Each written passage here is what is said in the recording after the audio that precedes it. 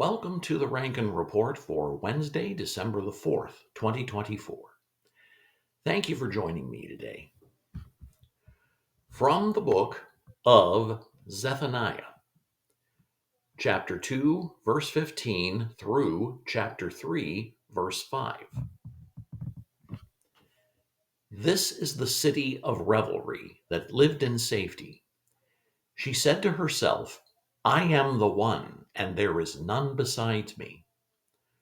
What a ruin she has become, a lair for wild beasts. All who pass by her scoff and shake their fists. Woe to the city of oppressors, rebellious and defiled. She obeys no one. She accepts no correction. She does not trust in the Lord.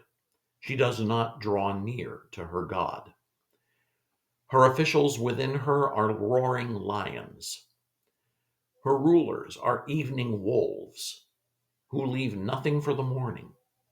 Her prophets are unprincipled. They are treacherous people. Her priests profane the sanctuary and do violence to the law. The Lord within her is righteous. He does no wrong. Morning by morning he dispenses his justice, and every new day he does not fail. Yet the unrighteous know no shame. This is what the Lord, the God of the United States, says.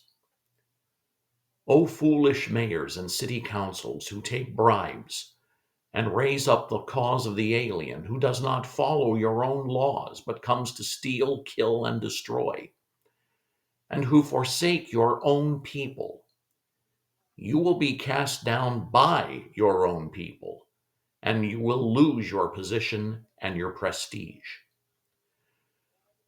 For the people know you have set yourself up to rebel against my anointed and against the people who put him back into office. They shall cry, enough, and push you out.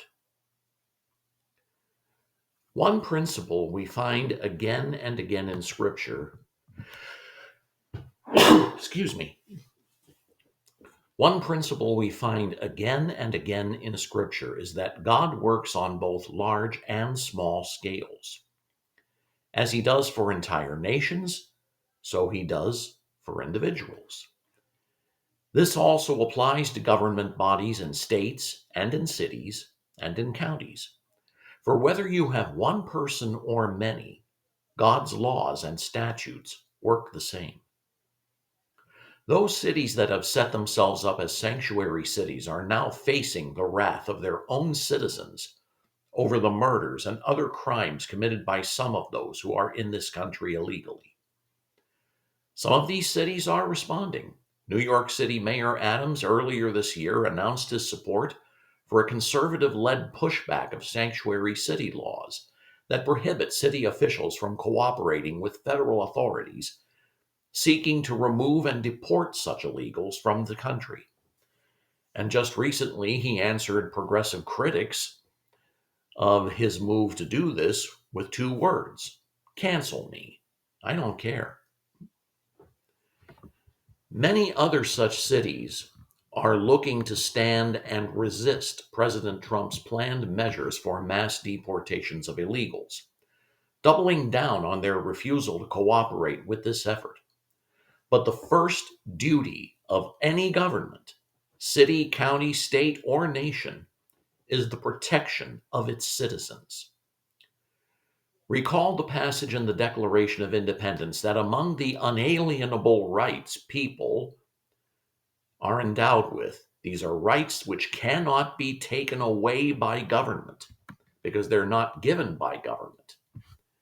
But the rights they are endowed with by their Creator are life, liberty, quote, life, liberty, and the pursuit of happiness.